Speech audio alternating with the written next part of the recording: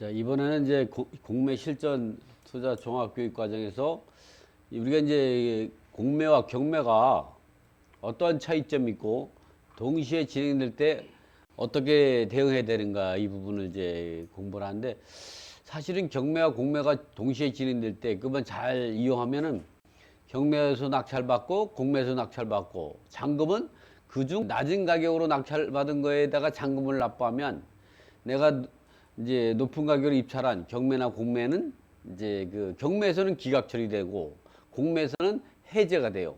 그리고 내 입찰 보증금 돌려받는 거예요. 아주 재밌어요, 그렇게 하는 게. 그러니까 일단은 내가 이 물건을 꼭 갖고 싶다. 그러면 이제 경매 입찰에 들어갔을 때는 좀 높은 가격으로 쓰고, 그리고 이제 경매에서는 좀 낮은 가격으로 쓰고, 공매에서는. 그래서 잔금 납부는 경매는 때려치고 공매에서 이 잔금을 납부하면 어떻게 되냐. 공매 집행기관에서 한국자산관리공사에서, 공매 집행기관이 한국자산관리공사면 한국자산관리공사가 경매 집행기관에다가 이제 법원 경매 집행기관에다가 경매 중지 요청서를 보내요.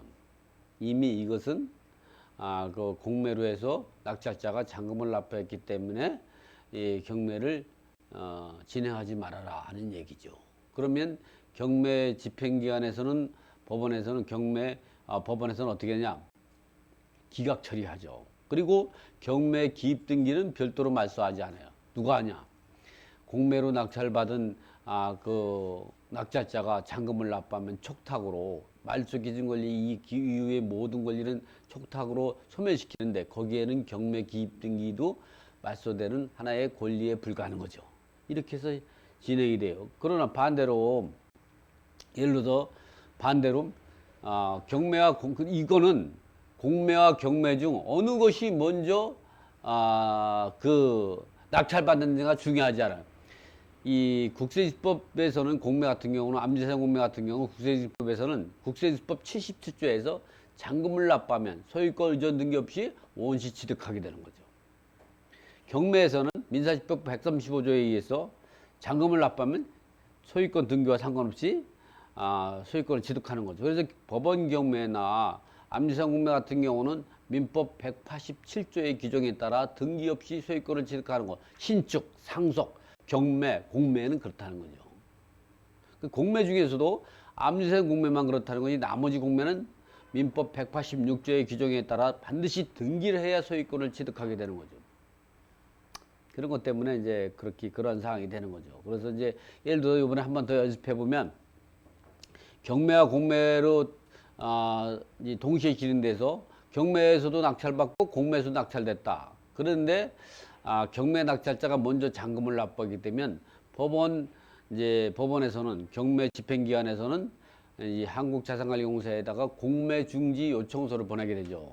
그러면 공매에서는 기각 처리되는 게 아니라 공매가 해제를 하고, 그 다음에 공매 공고 등기는 별도로 지우지 않아도 이제 그 경매 말소 기준 권리 이후에 권리이기 때문에 촉탁으로 말소되면서 경매와 공매가 동시에 진행됐을 때 정리가 되는 거죠. 그래서 여러분들도 지금과 같이 경매와 공매가 진행될 때 동시에 진행되는 거 제법 있어요. 그럴 때는 이렇게 두 가지 다 입찰 들어가 가지고 그 중에 낮은 금액으로 입찰에 참여한다. 그리고 또 하나 중요한 거는, 경매와 공매가 동시에 진행될 때 우리가 유의한 점은 뭐냐면, 권리 분석을 정보기관이 법원에서 제공하는 그 정보와 한국자산관리공사가 제공하는 이 정보를 두 개를 가지고 믹스해 가지고, 어차피 그 부동산은 하나의 부동산이죠. 정보를 믹스해서 종합적인 분석하에 경매도 입찰 들어가고 공매도 입찰 들어가고 이렇게 하다 보면, 임차인 같은 경우는 경매에서는 배당 요구하고 공매에서는 배당 요구 안 하는 경우도 있거든요. 이 권리신고 배당 요구도 경매는 경매대로, 공매는 공매대로 이렇게 따로따로 해야 돼요. 왜냐하면 경매 같은 경우는 민사집법에 의해서 진행되지만 공매에서는 국세집법에 의해서 진행되기 때문에, 그리고 이 법원 경우 부동산 소재지 관할 법원에서 진행되고, 공매 같은 경우는 이제 그 한국자산관리공사에서 이제 공매를 진행하기 때문에, 그런 경우는 집행 기간도 다르고 또 집행 법률도 다르기 때문에 독립돼서 각각 동시에 진행될 수 있다 말이죠. 자, 그런 걸 갖고 한번 좀 제가 이제 보면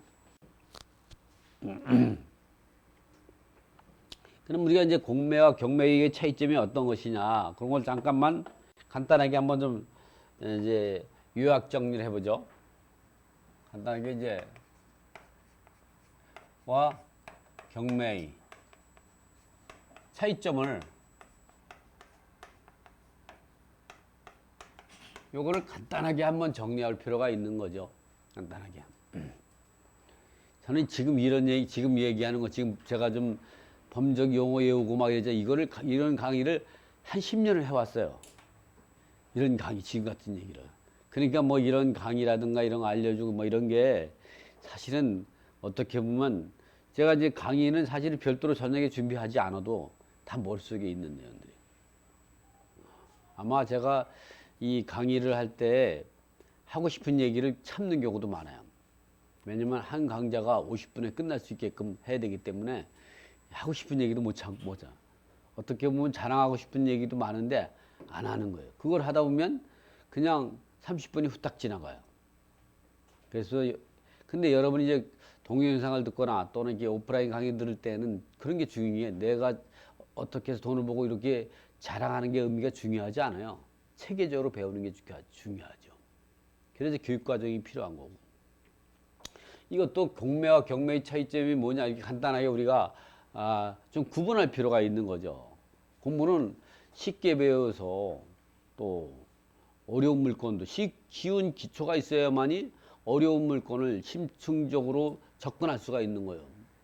우리가 이제 공부를 깊게 하고 기초가 없으면요, 이 특수물건 같은 거 입찰할 수가 없어요. 특수물건은 사실은 기본적인 권리 분석에서 바탕이 돼서 분석하는 거지, 그게 뭐 신축적으로 난이도가 있는 이 공부를 해서 특수물건에 들어갈 수 있는, 물론 이제 기초도 확실하고 공부도 심층을 분석했다면 어려운 물건에 들어갈 수 있는 권리가 깊지만, 간혹 보면은 기초가 없이 어려운 물건, 어려운 책만 갖고 또는 이제 심화 학습편 이런 것만 공부해요. 그럼 그렇다면 실력이 늘지 않아요. 공부를 쉬우면서도 깊이 있게 스텝 바이 스텝으로 이렇게 이제 계단식으로 올라가야 된단 말이죠. 그래서 여러분이 기초를 상당히 가볍게 생각하면 안 돼요. 공부를 할 때. 특히 경매나 공매를 할 때는 쉬운 거를 아주 완벽하게 소화를 시키면 스스로 나머지 어려운 공부는 스스로 할 수가 있는 거죠. 자, 그러면서 이 경매 같은, 우리 이제 법원 경매 같은 경우는 어떻게 진행되는가? 경매는 부동산 소재지 법원에서 매각 절차 진행하죠. 그러니까 이건 집행기간이 되죠. 이 집행기간 두 번째. 그리고 두 번째는 이제 법률적 근거, 어떠한 법률적 근거에서 차이가 나고, 세 번째는 채권자에 따라 틀려요. 채권에 따라 가지고. 이 법원 경매는 이와 같이 부동산 소재에 관한 법원에 이루어지고, 그 법적 근거는 민사집행법에 의해서 법에 이 경매 절차가 진행되죠. 그러니까 민사집행법에 의해서 진행되는 거로 법원되는 거 우리가 법정 매각 조건이라고 하죠. 법정 매각 조건. 그러니까 이거는 누구나 다 동일한 거죠. 그러나 특별 매각 조건이라는 건 뭐냐면 법에서 정한 거 이외에 예외 조건이라든가 특별 매각 조건을 둔 거죠. 그건 어디냐? 공매 공고문하고 경매 이 매각 물건 명세서에 기재가 돼 있는 거죠. 그래서 경매 같은 때 할 때 입찰 들어갈 때는 반드시 매각 물건 명세서를 반드시 숙지해야 된다. 공매 공고문하고 매각 물건 명세서, 거기에 외의 조항이 들어갈 수 있다는 거죠. 그리고 채권자가 누구냐? 이거는 개인 채권자예요. 개인 채권자인데 개인 채권자도 담보 물건, 담보물권, 즉 근저당권자 같은 경우 담보물권자가 진행하는 임의경매가 있고, 그 또 일반 채권자가 집행권으로 경매를 하는 강제경매가 있겠죠. 어쨌든 그건 개인 채권자예요. 근저당이든 또는 가압류, 압류에 분압류에서 강제경매 신청하든 다 일반 채권에 불과하다는 거죠. 그러면 이제 공매는 어떠냐? 공매는 이제 여기서 특히 이제 공매 같은 경우는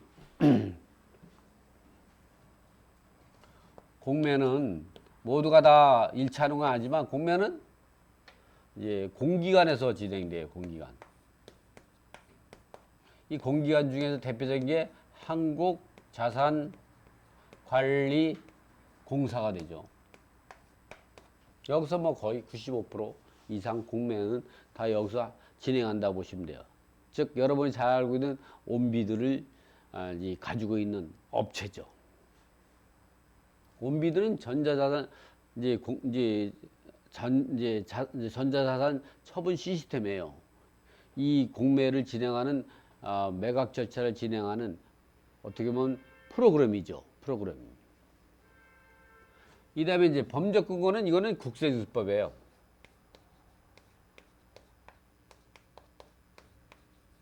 그리고 채권자는 여기 개인 채권자인데 반해서 공매 같은 경우는 대부분이 이제 공채권자가, 이 공채권자의 대표적인 게 이제 조세 채권자, 공과금 채권자 등이 대부분이죠. 물론 완벽하게 다 맞지는 않지만 이렇게 큰 뜻. 왜냐면 공매 중에 거의 뭐 90% 이상이 차지하는 이런 암시생 공매 같은 경우는 여기에 해당이 되죠. 대표적으로 이렇게 공매를 따질 때는 이와 같이 우리가 공매와 경매의 차이점이 뭐냐? 그 집행기간에 따라 한번 구분해 볼 수 있고, 이런 부동산 소지기관은 법원이고 이거는 한국자산관리공사. 또 이 범접근거는 경매는 민사기법에 의해서 경매 절차가 진행되는 경매의 절차가 민사기법에 정해져 있어요. 이걸 우리가 법정 매각 조건이라고 하죠. 이 암시생 공매 같은 경우는 국세증법에 의해서 경매의 절차가 나오죠. 이걸 이 국세증법이나 민사법이 정해져 있는 걸 우리가 법정 매각 조건이네. 이건 누구나 똑같이 통일돼서 적용이 되는 거죠. 그리고 채권자에 따라서 개인 채권자가 경매를 신청하면 부동산 소재지 관할 법원에다가 경매를 신청을 하게 되면, 그리고 경매 애납금을 지급하면 이제 근저당권자 경매 넣으면 임의경매, 개인 채권자가 경매 넣게 되면 일반 채권 경매 넣으면 강제경매가 되는 거죠. 그러나 이제 공매 같은 경우는 공채권이에요. 국가기관 채권이죠. 조세 채권도 있고 지방세, 국세, 그리고 4대 공과금, 이런 부분들이 이제 공매가 대부분 진행이 되죠. 이렇게 간단하게 우리가 구분할 수가 있어요.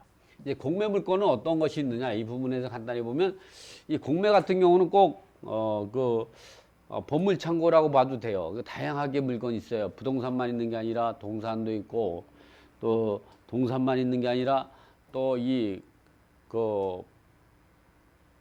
동물도 있고, 여기가 이게 부동산 같은 경우는 공매는 부동산, 차량, 불량품, 또는 이제 보면 또 이 불량품 같은 경우는 보면 이제 공기업에, 그러니까 한국철도공사라든가 서울메트로 이런 데 보면 이제 기차가 또는 전철이 다니다 보면 철로 같은 경우가 어느 정도 되면 수명을 다하면 그거를 공매에 붙여요. 그걸 고철이죠. 그걸 붙일 때는, 또는 뭐 기차도 공매에 붙일 수도 있고, 그러면 그거 갖다가 이제 고철 같은 경우는 이제 키로당 얼마씩 해서 공매에 붙여요. 그러면 이제 고물상이나 이런 사람들은 사실 여러분 고물상 무시하면 안 돼요. 그 사람들이 돈을 얼마나 잘 버는 줄 알아요? 이런 게 불량품도 있고, 유가증권, 회원권, 골프 회원권이라든가 무슨 회원권 등 다양한 물건이 공매 대상이 되고, 이것만 있는 게 아니라 이 서울대공원에 보면 사슴도 공매에 붙이고 그래요. 사슴도. 골프품도 마찬가지고. 이들 물건을 위임받아 한국자산관리공사가 매각 절차를 진행하는 암시생 공매가 있는가 하면 이 국가 재산을 갖다가 공매에 붙이는 경우가 있어요. 이때 공매는 매각 공매도 있고 임대 공매도 있죠. 이제 보면 매각 공매는 소유권을 넘기는 거, 임대 공매, 다른 말로는 대부 공매라고 하는데 이런 거는 빌려주는 거죠. 수탁자산 공매 또는 한국자산 캔코는 한국자산관리공사의 영문 이니셜이에요. 캔코 소유의 유입자산 공매가 있다. 이런 물건을 매각 또는 임대, 다른 말로는 대부라고 하거든요. 우리가 이제 대부공매, 과거에는 대부공매라는 표현을 맞섰는데 지금은 이제 임대공매라는 표현을 많이 순화시키고 있어요. 같은 말이에요.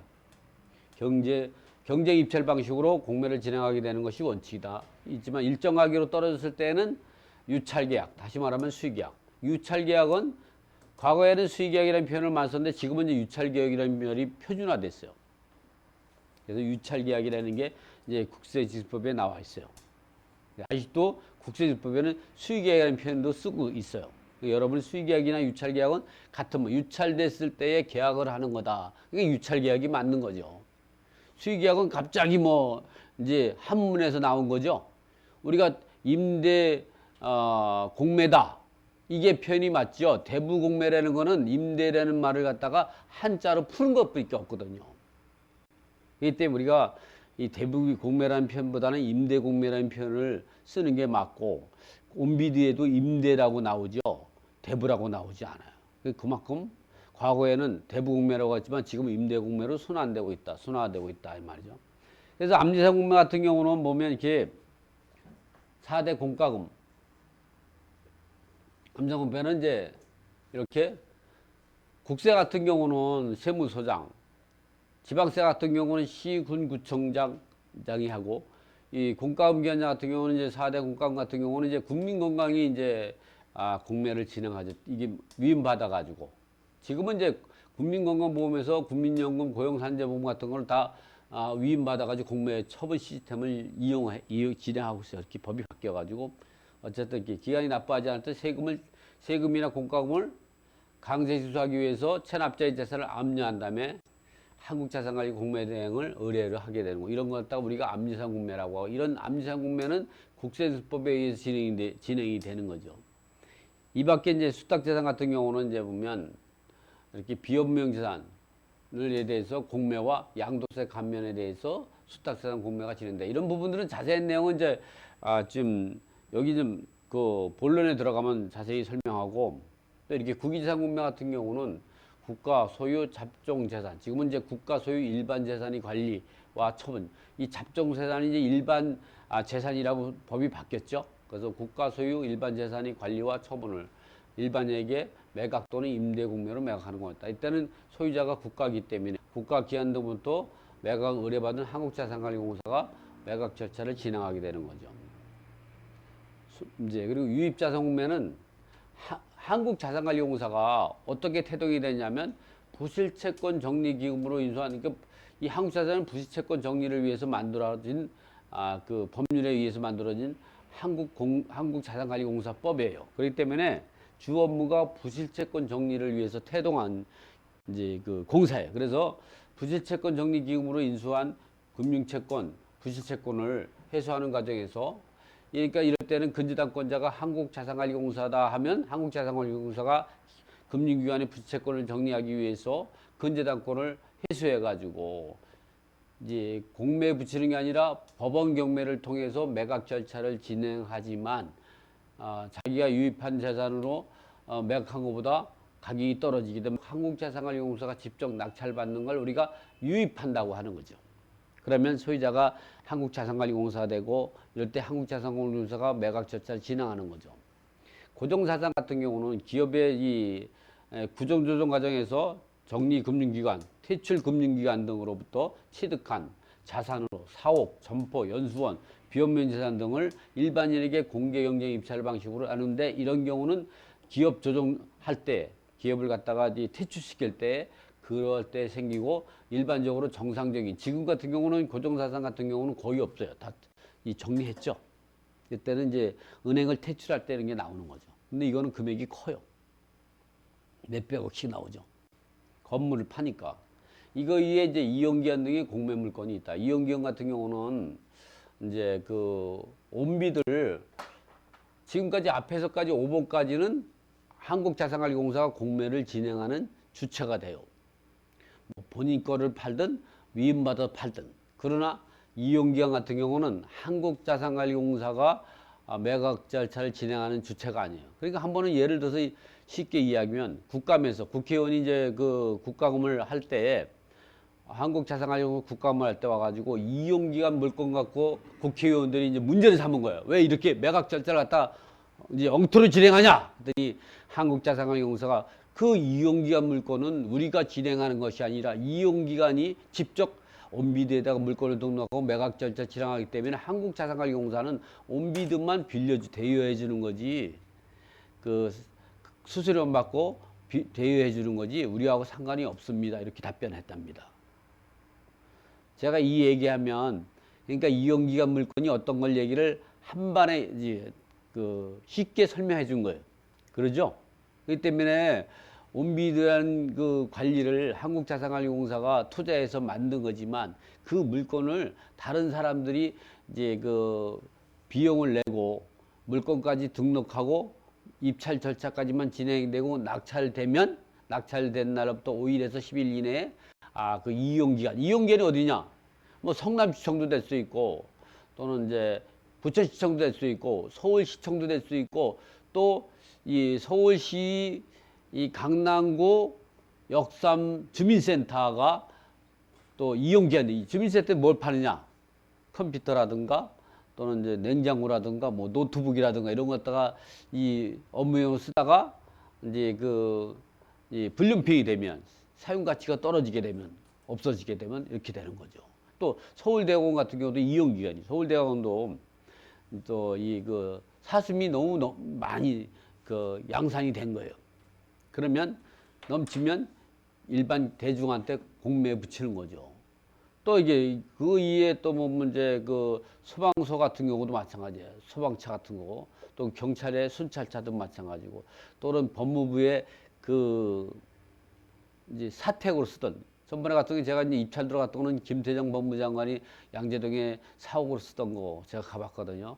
그게 80평인가 90평형의 고급 빌라인데, 이제 그런 것도 다 법무부가 이용기관이어서 온비드에다가 물건 등록하고 매각 절차 진행하고 낙찰되면 법무부에 가가지고 계약 체결해, 공매 담당자한테 가서. 이런 걸 이용기관 공매라고 하는 거죠.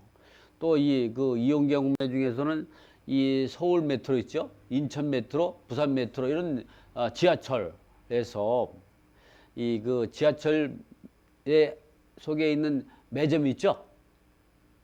그게 바로 임대공매예요. 이용기관 임대공매. 또는 학교에 보면, 학교에 가면은 학교 매장이 있죠? 이것도 이용기관이에요. 또는 이게 뭐 서초구에 공영주차장 있죠? 이것도 이용기관 공매예요. 또 여러분이 좋아하는 한강 고수분지 가면 수영장 있고, 수영장만, 그것도 이용기관 공매죠. 또 거기에 이제 고수분지에 매점도 있죠? 이것도 다 이용기관 공매예요. 이제 생각보다 많죠? 이런 기관들이 많아요. 지금 뭐 기관이 한 3만 개가 넘어요. 이용기관 재산의 매각, 임대고 이렇게 공매가, 다양한 공매가 있다. 또 이외에 또 어떤 공매가 있느냐?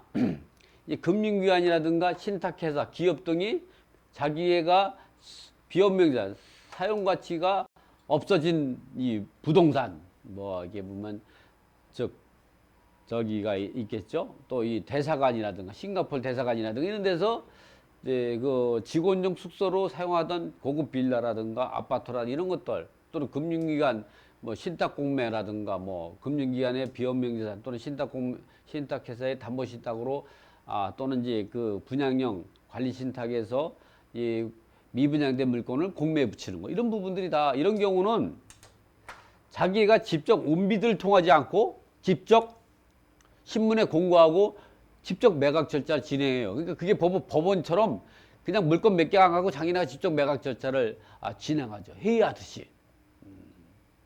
이렇게 직접 공매도 있다는 거죠. 어쨌든 이런 공매의 종류는 이렇게 다양하다. 그 밖에 뭐 이렇게 예금보험공사의 공매도 있고, 정리금융공사, 나라신용공사, 농협자산관리공사, 산림청 공매, 기타 신탁기관 온비드 인터넷 공매와 현장 공매, 각 금융기관 보유 부실채권 정리를 위한 직접 공매 또는 개인이 주식회사 등이 있죠. 동부제강 이런 데에서 비용자산을 공매에 직접 공매에 붙이기도 하여. 이런 건 다 공매라고 하죠. 자, 그리고 이제 이렇게 해서 공매가 다양하게 있고, 이 공매와 경매에는 어떤 것이 있느냐. 제가 이제 시작하기 서둔에 기본적인 테두리 했지만 한번 정리해 놓은 걸 보면, 공매는 무엇이냐. 공매란 앞에서 설명한 것 같이 한국자산관리공사가 공매를 대행하는 물건으로 국유산 공매, 수탁재산 공매, 암시산 공매 등이 있고, 한국자산관리공사 소유가 부채채권 정리를 해서 낙찰받은 유입자산 공매가 있다. 그리고 이용기한 등의 재산을 한국자산관리소 온비스 사이트에 전자처분 시스템을 이용해서, 이거는 전문적으로 공매를 진행하는 매각 절차를 진행하는 전자처분 시스템이에요. 이용하여 매각하는 이용기관 재산의 공매와 이 밖에 금융기관이 직접 공매를 진행하는 금융기관, 신탁회사, 기업 등이 비현명 재산을 자체적으로 직접 공개경제 매각하는 자기네 본사 이 강당에서 회의실에서 매각 절차 진행하죠. 그래서 이렇게 본사 회의실에서 직접 매각 절차, 직접 공매에 참여하면은 어떻게 했어요? 높은 가격으로 낙찰받기보다는 저렴한 가격으로 낙찰받는데, 근데 이렇게 진행되는 건 잘 모르죠. 일반인 대중들은. 그 정보를 가지고 있는 사람만 입찰에 참여. 현장 공매 같은 경우는 그 법원 경매 뭐 인터넷 들어가면 다 나오지만, 이렇게 직접 공매하는 거는 여러분이 찾기 힘들어요. 그런 정보 루트를 가지고 있어야 돼요. 물론 이 기관 홈페이지에 들어가면 다 나오죠. 그걸 다 대중을 다 들어갈 수는 없잖아요. 이 경매 같은 경우 어떻게 지내냐면, 법원 경매는 이 담보물권자와 일반 채권자가 채권 회수 방법으로 담보물권자, 즉 근저당권이나 담보가등권자, 집합건물 전세권자나 또 이 집행권원이 있는 채권자, 즉 판결문이라든가 약속금 공증서, 이러한 집행권원이 있거든요. 이런 집행권원이라는 건 이제 판결문이라든가 약속금 공증, 이행 이제 그 증서라든가 이런 것들을 우리가 집행권원이라고 해요. 이런 집행권을 가지고 채권자 등이 변제기에 도래했음에도 채무자 등이 채무를 변제하지 않을 때에는 근저당권자로서는 임의경매, 일반 채권으로서의 경매는 강제경매를 시행하게 되는 거죠.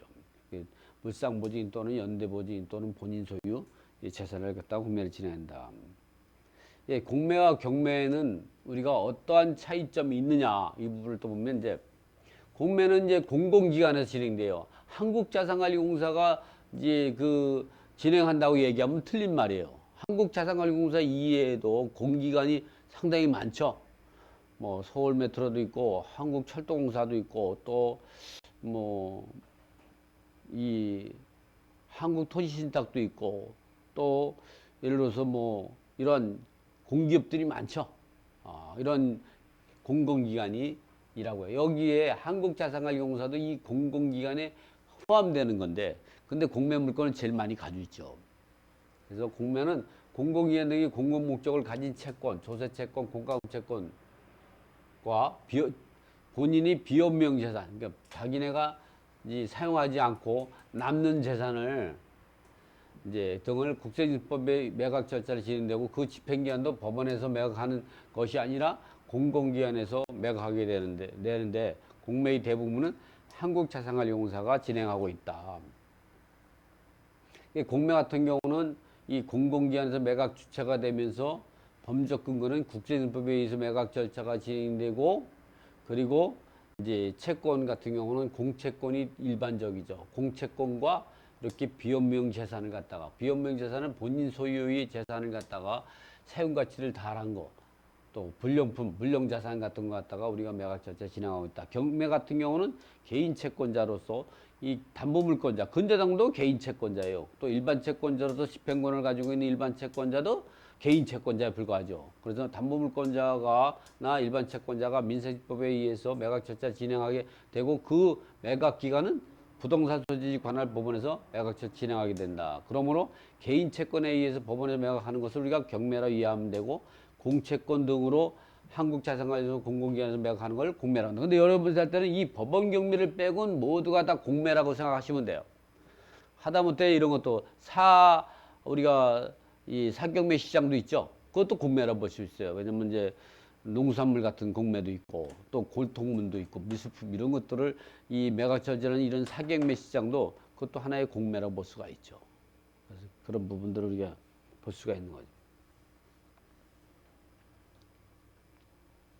이 공매 같은 경우는 공매로 낙찰받고 나서 잔금 납부 및 배분까지 마무리하는 과정을 보면 차이점은 공매는 입찰서를 제출하게 되면 이 공매 같은 경우는 거의 기간 입찰이에요. 기간. 그래서 어떻게 하냐면 공매 같은 건 대부분이 이제 기간 입찰이라는 거는 시간으로 기간을 두는 경우가 있어요. 그러니까 10시부터 12시, 10시부터 11시, 보통 2시간 나 10시에서 12시, 또 2시에서 4시, 4시부터 6시 이렇게 시간으로 기간을 두는 경우가 있고 또는 날짜로 기간을 두는 경우도 있고 이런 부분들 또는 이제 월별로 기간을 두는 경우가 대부분 이제 보면 시간이나 날짜로 기간을 두죠. 그래서 공매 같은 경우 거의 뭐 99%가 다 기간 입찰이죠. 입찰 대부분이. 특히 온미대에서 매각 절차를 진행하는 건 다 기간이죠. 그래서 이 공매 중에서 대표적인 게 가장 많은 게 암지상 공매인데 이렇게 암지상 공매는 기간 입찰로 매주 월요일 10시부터 수요일 날 5시까지 입찰 기간이고 이때까지 입찰서도 제출해야 되지만 입찰 보증도 납부해 하게 되고 이럴 때에 그 최고액 입찰자는 공표는 이제 입찰서를 제출한 입찰 기간 마지막 다음 날 11시쯤에 그러니까 입찰서를 월요일부터 수요일까지 입찰서를 제출하면 목요일 날 11시에서 11시 반 경우에 낙찰자를 결정하죠. 이 낙찰자가 되면 경매에서는 최고가 매수 신고인이지만 공매에서는 최고액 입찰자가 된다. 그러면 3일 있다가 목요일 날 낙찰자가 결정이 되면 3일 있다가 월요일 10시에 매각 허가 결정과 즉시 확정이 돼 버리죠. 이렇게 일요일 그러니까 금, 토, 월이 되죠. 3일. 왜냐면 일요일은 이제 법정 공휴일이니까 이 그 법정 이 산입 기간에 포함되지 않죠. 그래서 3일 있다가 월요일 10시에 자동적으로 매각 허가 결정이 이루어지면서 즉시 확정돼 버려요. 그리고 30일 이내에 잔금을 납부하는데 이 그 매각 대금이 3천만 원 미만이면 7일 이내 잔금을 납부해야 되고 매각 대금이 3천만 원 이상이라고 하면 30일 이내 잔금을 납부한다.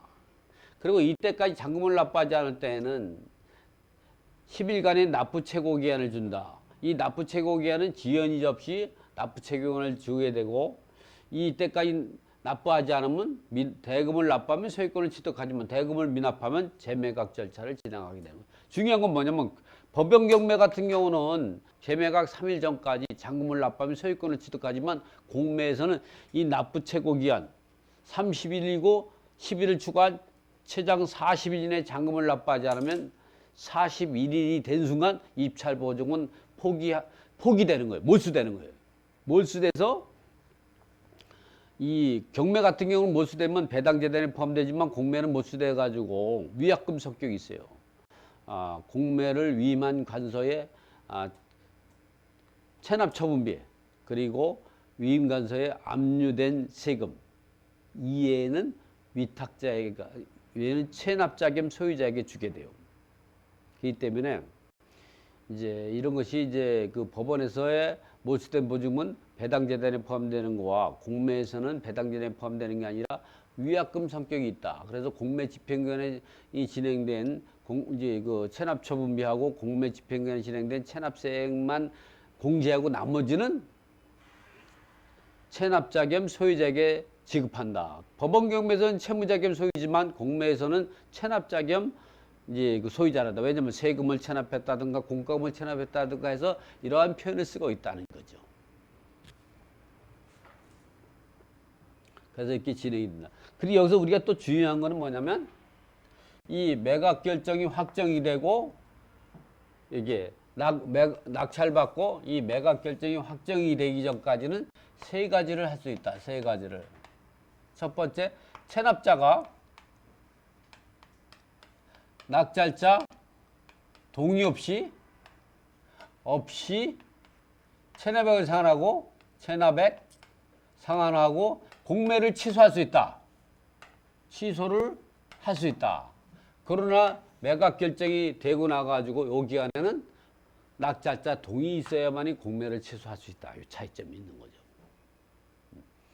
또 요 기간에 공인물에서 공의자 우선 매수를 할 수 있다. 우선 매수를 신청을 할 수 있다. 이 기간이 지나면 할 수가 없다. 또 차순위 매수 신고도 할 수 있다. 매수 신고도 요 기간까지 한다. 요 기간이 지나면 할 수 없다. 공의자 우선 매수 같은 경우는 공매 같은 경우는 공의자 우선 매수 같은 경우는요 1회에 한 번에 해당된다는 게 아니에요. 경매 같은 경우는 공의자 우선 매수는 매각이 결정이 되기 전에 이 공의자 우선 매수 할 수 있는 거죠. 예를 들어서 이 법원 경매에 매각 절차 진행하는 집행관이 고지를 하죠. 이 물건을 입찰한 사람은 이 사람 중에서 채권가를 작성한 사람은 서초동에 이 거주하고 있는 김동희 선생님입니다. 그런데 여기 물건에 대해서 공의자 우선 매수할 사람이 있으시면 하시고 이제 차순위 매수 신고할 사람은 하세요 이런 얘기하죠. 이 공의자 우선 매수가 없으면 이 서초동에 사는 김동희 사람을 갖다가 채권가 매수 신고는 신고하겠습니다. 이거 말하면 이게 땅땅 두드리는 그 판결력이 생기는 거죠. 그리고 나서 이 사람은 결정하겠습니다. 그래도 잠깐만요. 나 공의자 우선 안 되는 거예요. 근데 법원 공매 같은 경우는 어떠냐? 공의자 우선 매수를 낙찰자가 결정이 돼야 돼. 되고 나서 그 낙찰자에게 매각 허가 결정을 확정하기 전까지 공의자 우선 매수를 할 수가 있는 거죠. 지분 공매로 낙찰받았을 때는 월요일 10시가 되면 자동으로 매각 결정이 확정이 돼요. 그 10시 전까지는 우리가 공의자 우선이니까 이제 목요일 날 오후 11시 이후에 목요일 날 오후하고 토요일은 일 안 하니까. 그리고 월요일 날 오전 9시부터 10시 사이에 요 사이밖에 못 하는 거죠. 이런 차이점이 우리가 이제 그 큰 틀에서 차이점이 있다. 법원 경매와. 이번에 이제 법원 경매는 어떻게 진행이 되는가? 그러니까 공매로 낙찰받으면 매각 대금이 뭐 3천만 원 이하짜리는 미만은 없을 거잖아요. 대부분이. 이런 거는 뭐 동산이나 그렇지. 이런 경우는 어떻게 보면 최장 40일 이내에 잔금을 납부한다고 생각합니다. 이 10일은 이 지연이 없이 우리가 잔금을 납부할 수 있는 특혜예요. 그렇지만 40일이 지나면 무조건 보증문 몰수되는 거죠. 몰수돼서 위약금 성격이 돼버린다 말이죠.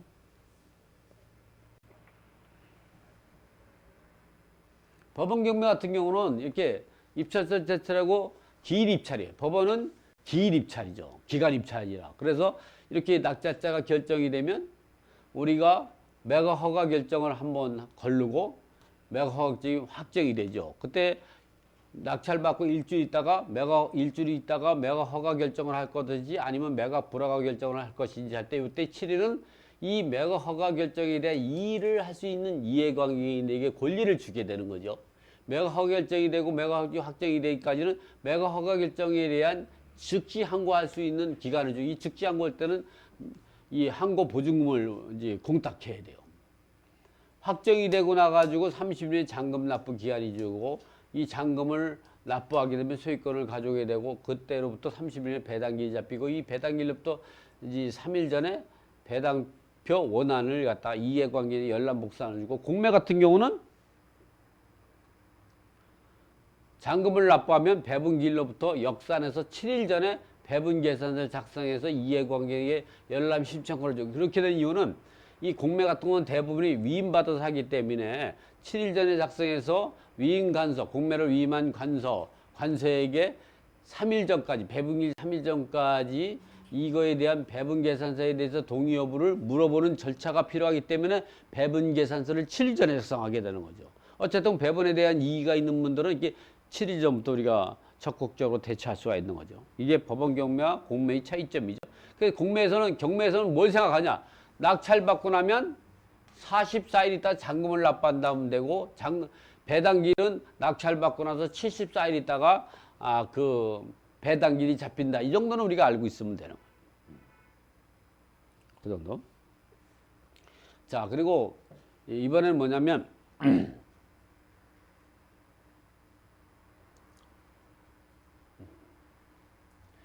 이렇게 암지생 공매와 법원 경매가 동시에 진행될 때 공매에서는 암지생 공매만 있는 게 아니라 다른 공매도 다양한 공매가 있지만 그래도 우리가 암지생 공매가 공매 물건 중에는 거의 뭐 90%를 차지하니까 이 암지생 공매와 법원 경매가 동시에 진행될 때 우리가 어떻게 해야 되는가 이 부분을 할 수가 있죠. 이렇게 이 암지생 공매와 법원 경매가 동시에 진행될 때 누가 우선하느냐. 공매와 경매는 법률이 틀리고 공매는 국세징법, 경매는 민사집법에 따라 진행되고 다르기 때문에 양 제도는 상호 불가속에 따라서 동시에 진행될 수도 있고 이 먼저 절차가 먼저 잔금을 납부한 사람이 우선하게 된다. 따라서 공매와 경매가 낙찰된 경우 양쪽 낙찰자는 누가 먼저 낙찰받았냐가 중요한 게 아니라 누가 먼저 잔금을 납부하면 소유권을 취득한다 이 말이죠. 공매 같은 경우는 국세징법 77조, 경매는 민사집법 135조에서 소유권을 등기 없이 소유권을 취득하게 되는. 그래서 같은 날 어떤 경우가 되냐면 같은 날 잔금을 치렀는데 이제 예를 들어서 이 등기 이전 서류를 가지고 와가지고 법무사가 이제 오전 10시에 이 잔금 납부하고 그 등기 이전 서류를 가지고 등기소에 바로 가는 게 아니라 이 사람들이 법무사님들이 바쁘시다 보니까 다른 이 등기까지 해서 4개, 5개를 몰아가지고 등기소를 가니까 어떻게 10시에 잔금을 납부하는데도 불구하고 등기를 5시에 신청하는 경우가 있어요. 갔더니만 이미 경매로 낙찰받은 사람이 이미 소유권 이전 등기가 접수가 돼버린 거예요. 그러면 등기 신청 못해요. 그런데 가만히 보면은 그 등기 신청이 3시에 들어왔는데 그 사람은 잔금은 언제냐? 12시에 잔금을 치는 거예요. 그 나는 10시에 잔금을 치렀는데 나 것을 갖다 등기를 해주는 법무사가 늦게 간 거지. 5시에.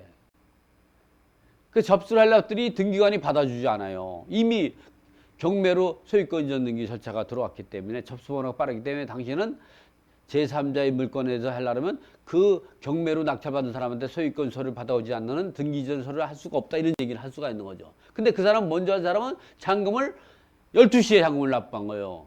근데 법원에서는 뭐냐면 소유권 이전 상관없이 잔금을 납부하면 소유권을 취득한다 그랬죠.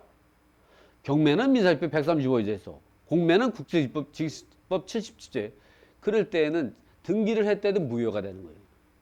5시에 소유권 이전 등기하는 게 이기는 거예요. 왜? 먼저 잔금을 납부했으니까.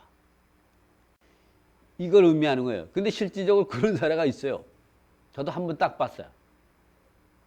오랫동안 했어도.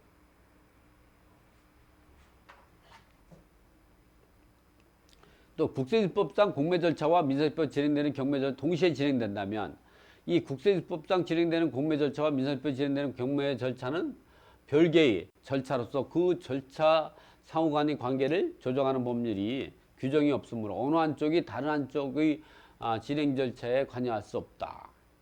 이거는 중복 압류가 가능하다는 거죠. 원래는 우리가 중복 압류, 이중 압류는 인정하지 않아요. 우리 국세집법에서. 그러나 이렇게 법원 경매도 압류, 경매 기입 등기가 압류 효력이 생기는 거죠. 공매 공고 등기도 압류 효력이 생겨요. 이것만은 중복 압류가 허용되는 거죠. 이걸 중복 압류라고 얘기하기엔 좀 그렇지만 어쨌든 범정 그렇다는 거죠. 따라서 국세징법 공매 절차가 진행되는 과정에도 법원에서 그 부동산의 강제 경매나 임의 경매 얼마든지 진행될 수 있고 이 반대로 경매 절차가 진행되는 과정에도 국세징법 공매 절차가 진행될 수 있다. 이러한 경우 각 채권자 등은 서로 다른 절차에 따라서 이 정한 매각 경매에서는 이 공매와 경매가 진행되면은 경매 낙찰자가 잔금을 먼저 납부할 수도 있고 공매 낙찰자가 잔금을 먼저 납부했기 때문에 거기에 이해관계인 임차인이라든가 채권자들은 반드시 공매 집행관에도 권리신고 배당 요구해야 되고 경매 집행관은 권리신고를 배당 요구를 반드시 해야 돼요. 예를 들어 임차인이 경매 집행관에 배당 요구, 권리신고 배당 요구를 했어요. 근데 공매 집행관에 안 했는데 공매 낙찰자가 먼저 잔금을 납부해 버렸네. 그럼 이 사람 배당 못 받아요. 물론 말소기준권 이전에 선순위 임차인 같은 경우는 미배당 그 낙찰자가 인수해야지만 대부분이 후순위잖아요. 그 사람이 소액 임차인은 최우선 면제권을 갖다고 해도 배당이 참여할 수 없는 거예요. 반드시 각각 배당 요구해야 된다.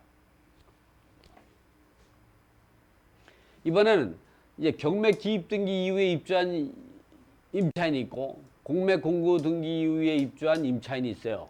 이렇게 지금같이 이렇게 등기부를 보니까 근저당권이 설정이 되고 압류가 이루어졌는데 이 압류 여기에 보면 임차인이 전입신고는 2014년 2월 10일 날 되고 경매 기입 등기는 2015년 5월 15일 됐고 그 경매 기입 등기 이후에 입주한 임차인이 있고 또 공매 공고 등기가 이루어졌어요. 이럴 때에 요 3번에 해당되는 사람은 소액 임차인이면 당연히 이 경매든 공매의 압류력에 대항할 수 있기 때문에 소액 최우선면 받을 수 있어요. 그러나 경매 기입 등기와 공매 공고 등기 요 사이에 있을 때 이 물건이 경매 물건으로 경매 낙찰자가 잔금을 납부하면 당연히 이 사람은 소액 임차인이 인정할 수가 없죠.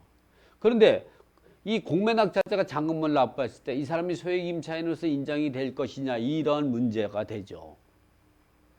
대법원 판례에서는 이 경매 기입 등기와 공매 공고 등기 그러니까 둘 중에 이후에 입주한 사람은 소액 임차인 인정하지 않아요. 그것이 설령 경매 기입 등기 이후에 입주한 임차인이 있고 그 이후에 공매 공고 등기 이전에 입주한 임차인이 요렇게 있다고 하더라도 이것이 설령 공매로 매각돼서 공매 낙찰 잔금을 납부했다 하더라도 압류력은 이걸 갖고 기준해요. 공매와 경매에 이 압류력이 생기는 경매 기입 등기, 공매 공고 등기가 이루어지게 되면 소액 임차인이 인정하지 않겠다는 거예요. 그것이 대법원 판례가 다음에 보면 나오죠. 그래서 판례가 뒤에 있을 겁니다. 이렇게 공매와 경매가 동시에 일할 때 배당 요구 방법은 각각 해야 된다는 거예요. 그 누가 소유권을 취득하냐면 먼저 잔금을 납부한 사람이 소유권을 취득하게 된다. 이렇게 여기까지만 이제 간단하게 한번 짚고 넘어가도록 하겠습니다. 그래서 우리 경매와 공매가 진행될 때 우리가 이제 궁금한 점은 지금같이 정리해드리고 이 강은 이제 마감하도록 하겠습니다. 수고했습니다.